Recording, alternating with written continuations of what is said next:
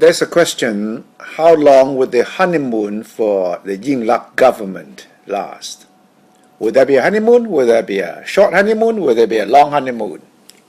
With the Thai public, Yes, think, in general. in general, I think they'll have a few months, maybe at least 2 months. But with the Thai armed forces, I don't think it will be a honeymoon at all. Why not? Next month, the Defense Council will have to submit the annual reshuffle list for approval. That's September for the October 1st reshuffle, Yes, annual reshuffle. Every year, the list has to be ready on September 15th. So the timing is the sort of major factor that makes a difference between a honeymoon or a non-honeymoon, right? Well, basically, Yingluck government will have about less than a month to take care of everything. We are still not sure who will be the defense minister yet, but everyone is talking about Kun Yuttasak. General Yuttasak Sasiprabha. Yes. Who seems to be the favorite for the defense ministerial post. Yes. Up to now, anyway. Yes. But the focus will be on who will replace the Supreme Commander, General Songkiti, who is retiring this year. Okay. So normally you get one of the senior chiefs, Army, Navy, Air Force, right, to be promoted, to be so-called kicked upstairs to yes, the Supreme Commander's position. Yes, but since the Army Chief General Prayut Chan-o-cha is not on good term at all with the Red Shirt movement, so the attention is being focused on him, and whether he will remain the Army Chief after this year reshuffle will determine the relationship between the Yingluck government and the Thai military. Well, it depends a lot also on General Yuttasak assumes the post as defense minister. He could be a good link man between the Thai armed forces and the Yingluck government.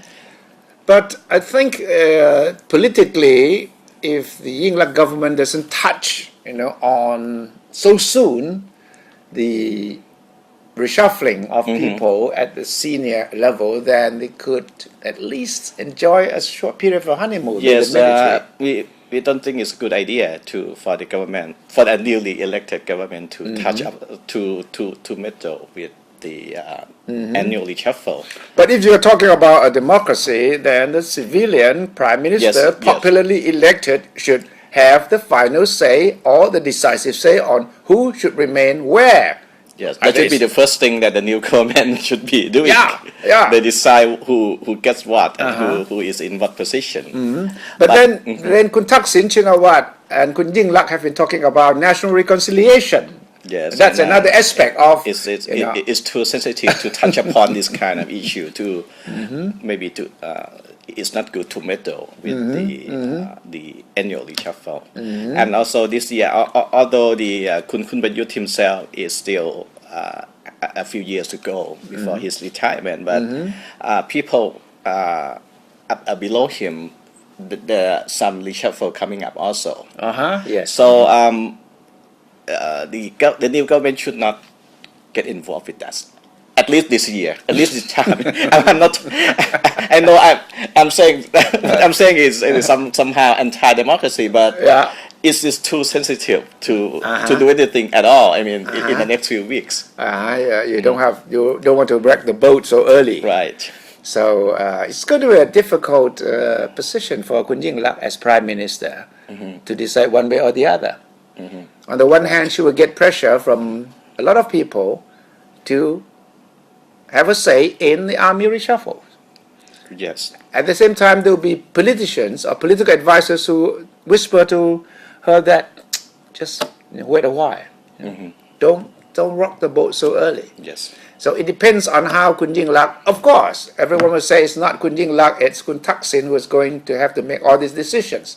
But we hope that Kun Yingluck, being more charming, being more conciliatory, will advise all the people concerned that let's take it easy. Let's sit down and get things settled down first before we really move forward.